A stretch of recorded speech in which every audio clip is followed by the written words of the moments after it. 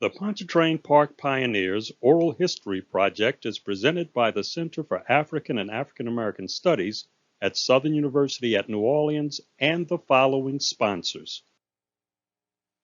the National Park Service, the United States Department of the Interior through the Louisiana Department of Culture, Recreation, and Tourism, the Louisiana Office of Cultural Development, and the Division of Historic Preservation. Good afternoon. My name is Connie Dorsey Abdul Salam. I am Assistant Professor of History at Southern University at New Orleans and co-researcher and co-interviewer for Pontchartrain Park Pioneers Oral History Project. This oral history project examines the lives and experiences of the original homeowners and residents of Pontchartrain Park. The Pontchartrain Park Pioneer Oral History Project team consists of Dr. Clyde Robertson, Director of the Center for African and African American Studies at Southern University at New Orleans, Dr. Mike Meehan, Director of Satellite Communications at Southern University at New Orleans, Miss Helena Francis, Senior Psychology Major at Southern University at New Orleans. Today's date is June 17, 2019, and the time is 4 p.m. Please tell me your name. My name is Yolanda K. Henry. And your date of birth. My date of birth is February 4th, 1933. Where were you born?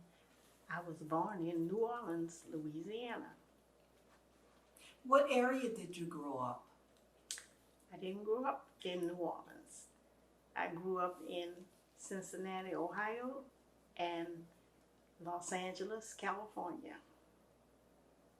Were you in the military? No, I was not in the military. Your husband was in the military? My husband was in the military. What branch of service? United States Army. How did you hear about owning a house in Pontchartrain Park? That was all taken care of by my husband, Clarence Henry, Jr. All I know is he came down to New Orleans from California before I did. He came down to get a house for his family. At that time, we had 3 children, and he came first. Okay. Are you familiar with the Urban League's housing questionnaire and the survey of 1954? No, I was not familiar with that because in 1954 we were still living in Los Angeles. As a matter of fact, that's the year I got married. Yeah. 1954.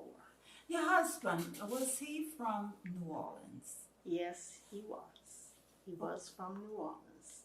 What area of the city he grew up in? In the 9th Ward. Okay. My husband was Clarence Henry Jr., and his dad was president of the local 1419 Longshoremen's. Longshoremen's, yeah. Yes. Let's talk a little bit about your stay in California. Why did you move to California?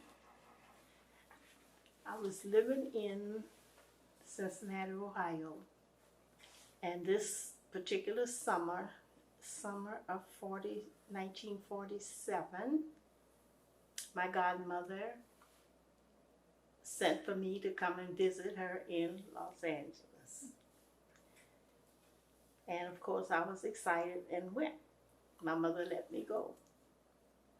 And living in Los Angeles, meeting everybody out there, it was surreal. I wrote my mother and told her that she got to come to California. She got to come. And my mother and my sister did come to Los Angeles, and that's how I ended up living in Los Angeles. Okay.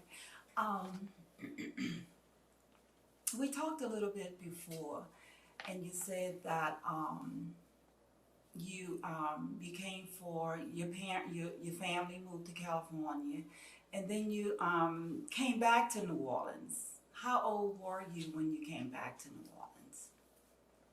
When I came back to New Orleans, I was almost 25 years old. We came back in October of 50, wait, it was October, and we moved into Pontchartrain Park in April. So we came back in October 57, and we moved in Pontchartrain Park in April of 1958. And I was expecting another child. Okay. So, and he was born in July of 58. At what point did you get married? What year did you marry your husband? Oh, we got married in July 1954. 1954. Okay. So when you came back home, although you did say that your husband, he took care of all the paperwork, can you recall the process of obtaining your home? He did not include me in that at all. Yeah. All I knew was I was waiting for my house to be built. Waiting for your house. Yes. So, waiting for your house, where did you all live? Lived on Treasure Street, Treasure. almost across the street, like from Dillard University. Yeah. Yes. As a matter of fact, Judge Israel Augustine's parents were my next door neighbors. Okay. Mm-hmm. So, as you moved in, what was your profession at that time? Housewife. Housewife. How long did you stay in a housewife? I stayed a housewife until my baby, which I had in 1958, until he went to school, to first grade. Okay. So I did not look for a job or anything until he was in school. Right, right. So, were there any negative talk or positive talk or discussion about obtaining a home in Pontchartrain Park? If it was, I didn't hear it. Yeah. Being a housewife, I was home, not out in the public like most people. I was a housewife at home with my children. Right. So in 1954, you purchased your home. The same year. No. You got no. What year did you? We got married in 54. 54. We were still living in California. Okay. We purchased a home in, I guess you would say it had to be 57. 57. Yeah. Because we moved in April of 58. Okay. So what was your reaction after moving into your home? Did you enjoy your home? Did you like it? I enjoyed my home. I enjoyed getting it together, doing work in my yard, getting my yard together. It was fun. Even though I had 4 children, I handled it all. Yeah. So how did you and your husband finance your home in Pontchartrain Park? I couldn't tell you. Okay. So he totally took care of everything. Everything. He took care of everything. Yeah. Okay. And how many children did you have total? Total 4 children, 3 boys and 1 girl. Okay. 3 were born in California. Yes, and 1 here. And 1 here. New Orleans. Okay. So how long have you lived in Pontchartrain Park? lived in Pontchartrain Park from 1958 until Katrina in 2005. Okay. So describe your home's floor plan. How many bedrooms? We had 3 bedrooms, 1 bathroom, living room, and a kitchen. Okay. And your husband picked that out also. He picked out everything. He picked out I everything. just moved in. You just moved in. Yes. Okay. So, what was it like when you first moved in Pontchartrain Park? The neighborhood.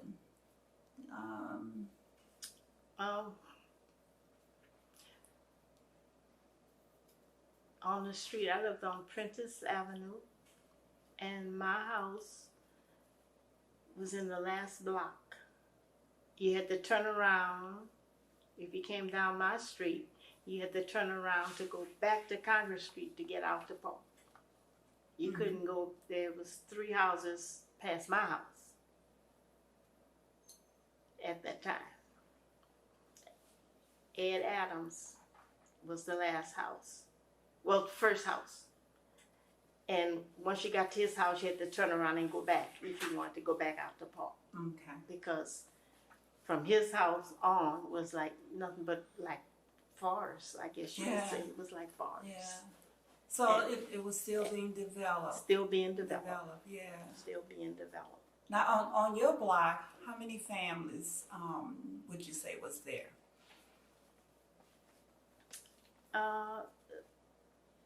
7. 7. I think it was 7 houses. And a little later on, they built a church on the corner from my house. Yeah. On Prentice and Piety. Okay. Yes. So were they friendly? Did they give you a warm welcome when you moved in?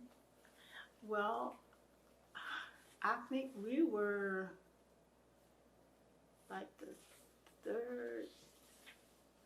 I think if I'm can remember correctly, I think we were like the 3rd family to move in that block. The Adams, the Francis, and us. So then we had the Perkins came in, and then the rest of them came after us, like the Michus. It's the Great Shoes Getters funeral home people. Yeah, yeah. They came in after us. But everybody, they were very nice. Yeah. We had a nice group of people on our block. Was never no fighting, no fussing. The children got along fine. We didn't ever have to run out for the kids to, to stop fusses and squabbles. We didn't have that problem on our block. Yeah. So,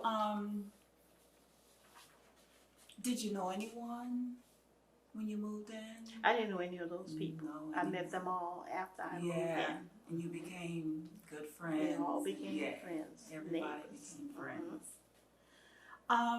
The golf course, was it already up and running during that time? I know that was part of the amenities for Pontchartrain Park. Yes, it was up and running. I think they were still like getting it together. Yeah. But it was there. And that's the one thing I liked about it. I liked the area where my house was, because every time I walked out my front door, I didn't have to look in somebody else's front door. Right. I loved looking out onto that golf course. Onto the golf course. And that's where I still am today. Okay. So, do you remember any great stories or legends about the neighborhood? There's one, Dr. Robertson, he always talks about the lady in white. Did you hear anything about that? I didn't hear too much about it, but they used to say something about a lady in white or a lady in gray out on the golf course. Okay. But I never saw. Yeah. So So like, that was mostly among the children. Yeah. Not the adults. It was the children. Okay. But what are some of the great personalities? You've already mentioned some names like the Gettys. Uh, so, what are some of the great personalities from Pontchartrain Park? Hmm. Uh, yes, you can say the Green Ups. Yeah, the Green Ups. The Green Ups, because he was in that real estate, and a lot of people knew him because of that, and he was very much interested in the development of Pontchartrain Park. And a little bit about John Rue, who was the golf pro. Mr. John Rue was the golf pro. He lived down the street from me. After they opened, finally they built houses, and my street was open to press. Yeah. So he lived on the same block I did. And were there any advantages to raising your children in Pontchartrain Park? What were some of the pros or advantages of raising your children there?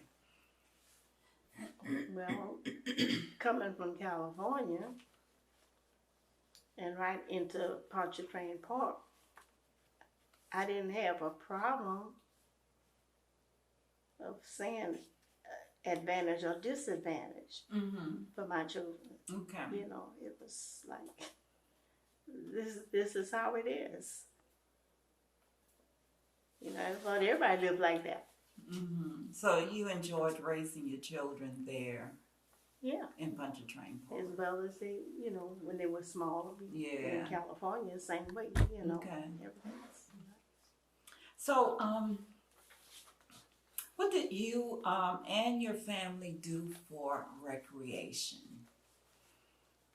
Did your husband go to the golf course? No, he was not a golfer. He wasn't a golfer? But he did belong to social and pleasure clubs. Oh, okay. And within the city of New Orleans? Yes. Anyone in particular you can remember? The Vikings. The Vikings. It was, at that time, it was like a new club. Yeah. We already had like Original Illinois and Right. all those bunch and Right. studs. But this was like a relatively new club. Okay. And he belonged to that organization. And they would have picnics other than just giving a dance once a year, or a ball once a year. And these events were held outside the park. Oh yes, outside the park. And then they also, the ladies, the wives, and significant others of the club members, they formed a club. Yeah. And so I was in a club. Yeah. So So we had plenty of activities going on. what was your husband's profession? He was a longshoreman. Longshoreman? Yes, he was a longshoreman for a while. And then he left there and worked at Michoud when Michoud opened up. Right. What was his occupation at Michoud? He was, I can't even remember now. I can't remember. So what did you do for recreation? Well, I joined the club for the wives and significant others, the Viking wives. Yeah, the Vikings. And matter of fact, Lear Chase, Chef Lear Chase, was a member of the club. Of the Vikings. Because her husband was a Viking. Yeah. Okay. So, did you have any negative experiences with people in Gentilly Woods? No, I never. Because being just a housewife, that meant I was home all the time. Yeah, you was home all the time. I didn't have to interact with them one way or the other. I had a problem. Right. And your husband drove you to all the places that you needed to go to? Yes, correct. Yeah. And then we went to St. Gabriel's Church, which was in Gentilly Woods. Mm-hmm. And I had no problem there. Go right to church and right back home. Okay. Do you recall your children having any types of negative incidents, or maybe even positive, with the people in Gentilly Woods? No. And my children, everything was centered around Pontchartrain Park. Okay. So there was no interaction except when they went to, well, my oldest son, he never was accepted in St. Gabriel's Church. St. Gabriel's School. Okay. They never did. They always claimed they didn't have a space. Okay. But they took the 3 younger children. Yeah. But they didn't take that older child. And how old was he at the time? He was,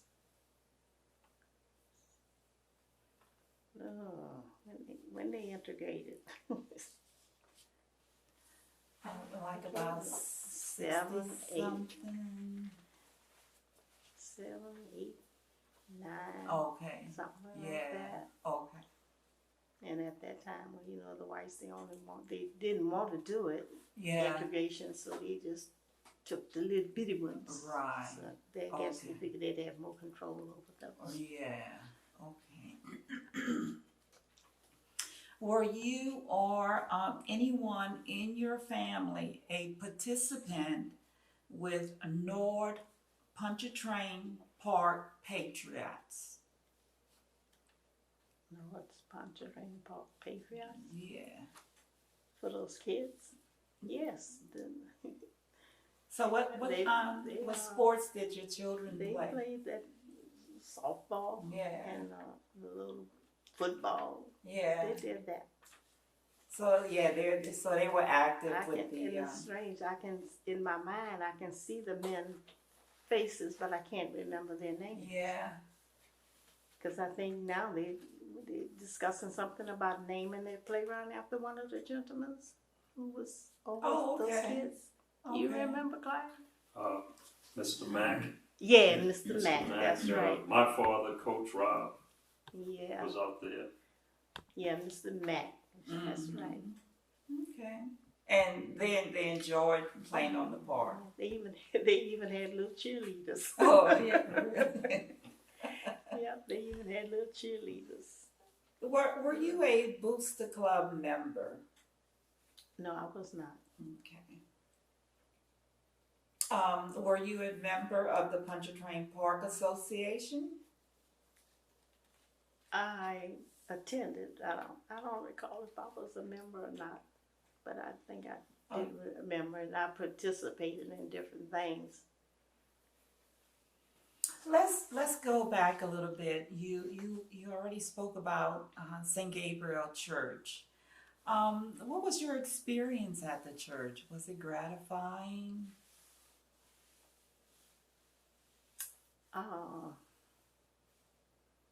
It was nothing special to me. Having grown up in Cincinnati, Ohio, and Los Angeles, California, it was nothing. It's like that's how it should be. People just go and come without incidents, because didn't have none in California, didn't have any in Ohio. So you didn't really experience any outright racism. Because I've always had to intertwine with white people. Yeah, right. Because I've been going to school with whites since I was in the 3rd grade. So, can you recall your children experiencing any sort of racism at St. Gabriel Church or school? I never had to go to school about anything. I never did. Before Hurricane Katrina, did Pontchartrain Park begin to change?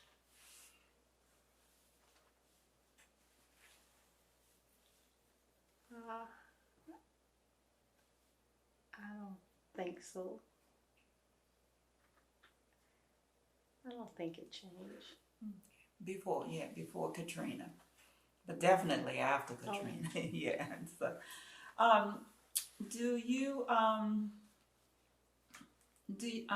perceive Section 8 residents in Pontchartrain Park, when Section 8 was open to the park, any type of problems from Section 8 residents?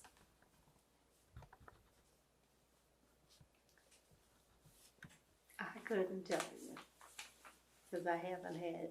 I couldn't tell you who's a Section 8. I don't even know if there's a Section 8 on my block. I Yeah. don't know. There may or there may not Right. be. I do not know. Okay.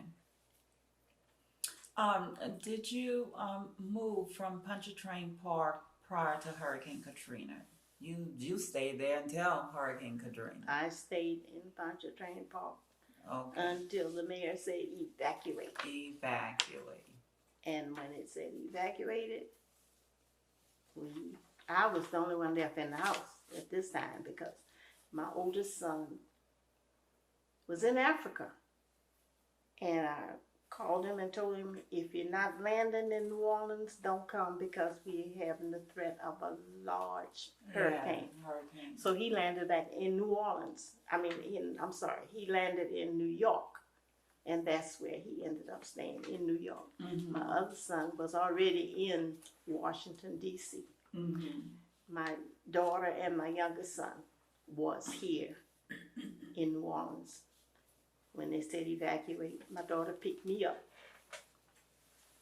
And at this time, she picked her daddy up also. Because at this time, we have separated and divorced. Right. Well, And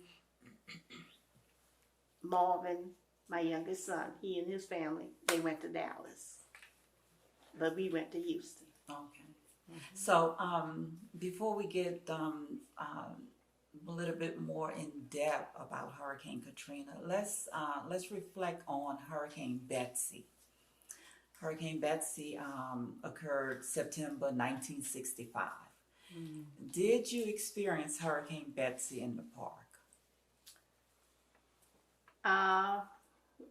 When Hurricane Betsy struck, well, before it struck, we bundled up and went to my mother-in-law's house. Because her house, she was also in the 9th Ward, but her house was up Yeah. off the ground. Yeah. You had to walk up like 5 or 6 steps to get on her porch to walk into her house. Mm-hmm. So we all went to her house. Mm-hmm. And it was so funny. That next morning, I put my feet on the floor in water. I had left my house to get away from it. Put my feet in water. Yeah. But what it was, her house had floor furnaces. And the water had come up through the floor furnaces. Yeah. So she had like about an inch or 2 water on her floors. Yeah. Okay. And how long did you stay there? When they, after everything was passed over, I mean, like a day or 2, that's it. And then we came back, rode a skiff up to my door. Yeah. My house was totally dry. Really? My house was totally dry, not a drop of water. Oh. And we rode a skiff up to the door. Yeah. It was strange. So you didn't have to do any type of repairs to your house or anything? Nothing. Okay. Was assistance still offered to you? Any type of government assistance? We didn't apply or ask for any assistance after everything was okay with our home. Yeah. After Hurricane Betsy, did the neighborhood change? No. No. So, all right, let's get back to Katrina. So tell me about your experience for Hurricane Katrina. Well, Katrina, watching it on TV and listening to everything they had to say about it and what the people should be doing. My daughter and her husband called me and said, we're going to leave. And I was sitting there ready, waiting on her to pick me up. And she did. And she picked me up. Then she picked her daddy up from his house.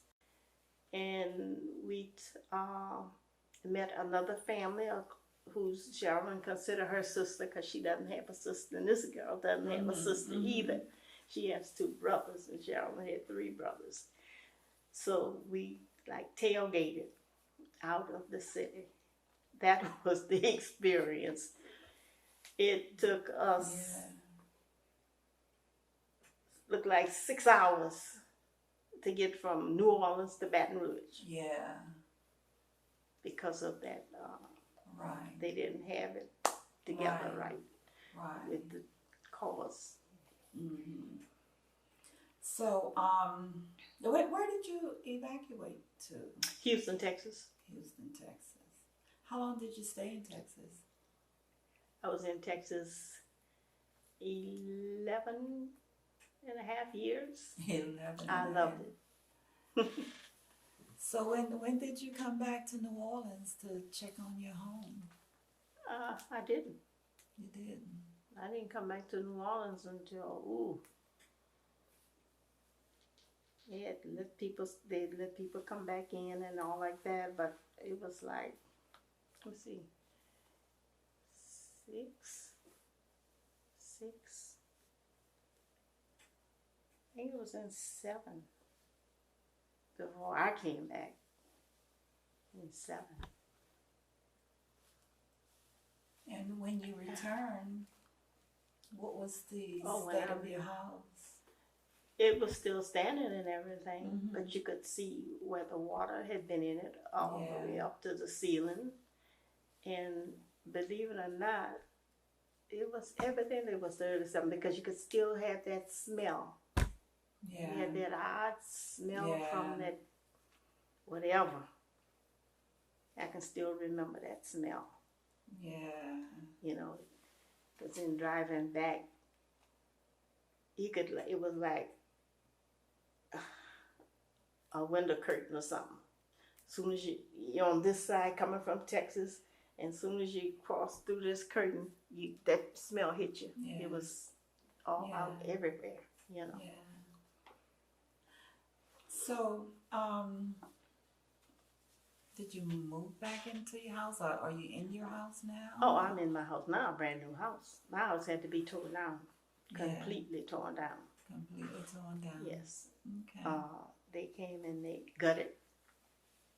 They had an organization. I don't know what the organization was, but it was young college kids who came, was working with groups, and they came in and they took out, was taking everything out the houses for you, you know, taking everything out. And they did that. Were you able to salvage anything from your home after Hurricane Katrina? No furniture, no clothes, no utensils, no apparatuses, no pots and pans and stuff like that. I think I got a few little, you know, like you would have a few little whatnots, or something like that. Right. Just very few. And all your photos all destroyed. the photos gone. I don't have neither college degree. I don't have that. I had my high school diploma, and that's gone.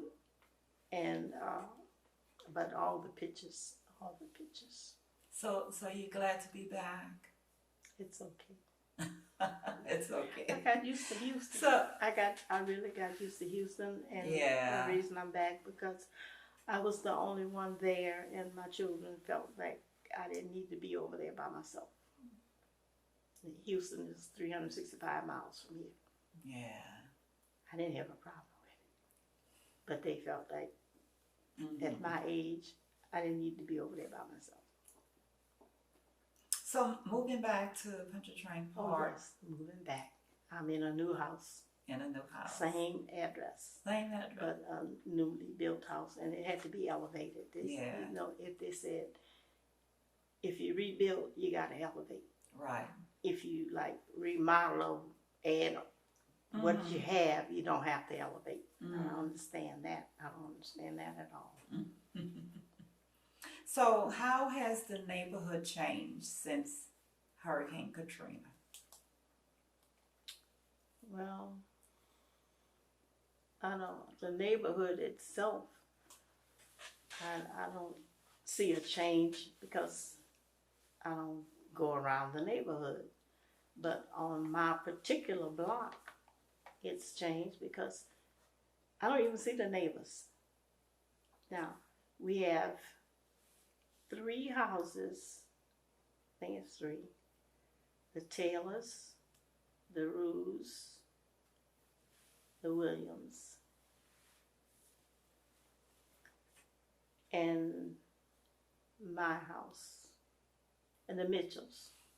The Mitchells, the original Mitchells, Dr. Mitchell is deceased, but his wife is living in further east. But their son, one of their sons, is living in their house.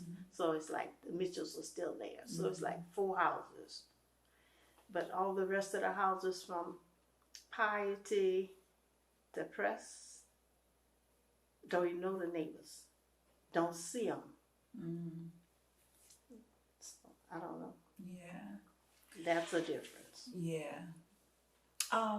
Wendell Pierce. Are you aware of Wendell Pierce's post-Katrina efforts to provide people with new homes in Pontchartrain Park? Didn't know anything about it. Okay. All I know is he is a very good friend of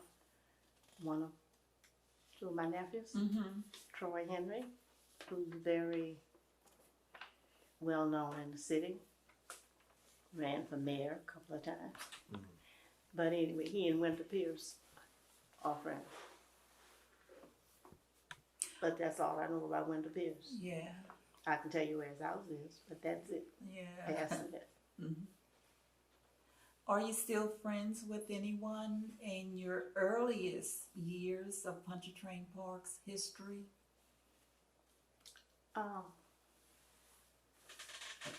The Adams, Mrs. Margaret Adams, since she's still there in her house, which is on my block, in my block. Yeah. And she's in her house with her daughter Paula and her grandson. Also, the Roos, the original Roos, both are deceased, but their daughter and son is living in their house.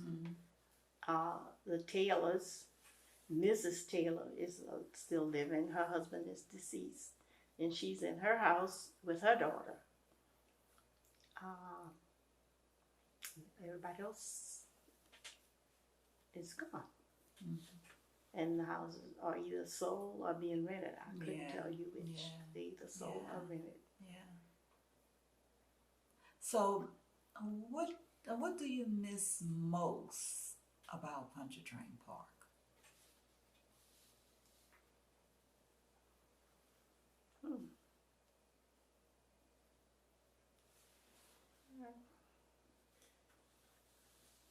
I can't say there's anything I miss. I'm sorry. There's nothing I can't say that I miss, because in the early days, after I started working at Suno, I went to work. I went home and took care of my family, and that was it. I belonged to the Black Social Workers organization. I belonged to the Alumni Association. So I did a lot of traveling, and that was it. Okay. Any memorable moments about Pontchartrain Park you often think about?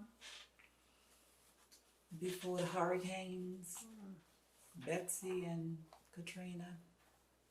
Not really. I can think of some times when I was working at Suno. I used to enjoy it when I'd go to the education building and go up on that third floor and look out over the golf course. That was beautiful. There was a beautiful golf course. Yeah. And it still is. Well, we're coming to an end. Is there anything you want to talk about or maybe add? I think you just about covered it all. Okay, you how long did you work at SUNO, Southern University at New Orleans? And what was your occupation? I started working as soon as a secretary, and I started in June of 1966 working at SUNO. And I stayed there. I believe I stayed until about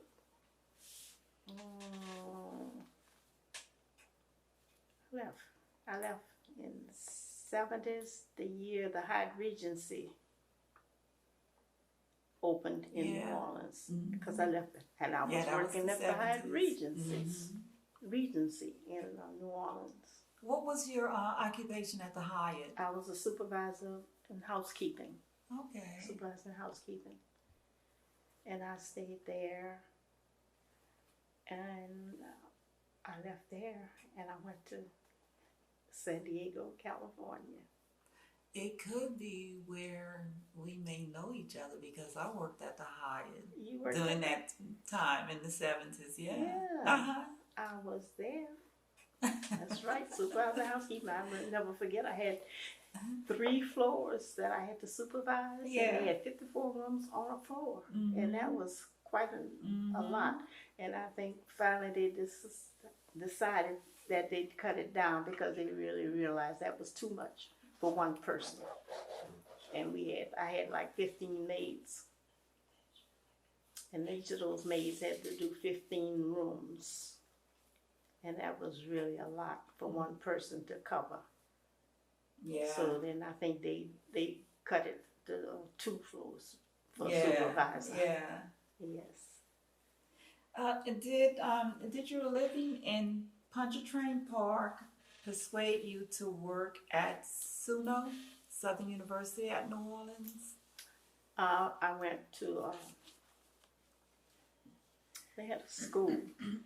We went to school for secretarial training, and it was a funded program for disadvantaged, even though I was not disadvantaged. I don't even know how I got in it because everybody in the program was like disadvantaged. You know, they were either single mothers with no husbands or either very low income, very low income. Well, anyway, I got into that program, and when they sent us after the graduation and everything, they sent us on job interviews. Since I lived in the park, I said, I'll get a job at SUNO. Yeah. And I got a job with the state. I took the exam and passed it and everything, and I came and got an interview and got a job over here at SUNO. Working as a secretary. At SUNO. Yeah. Okay.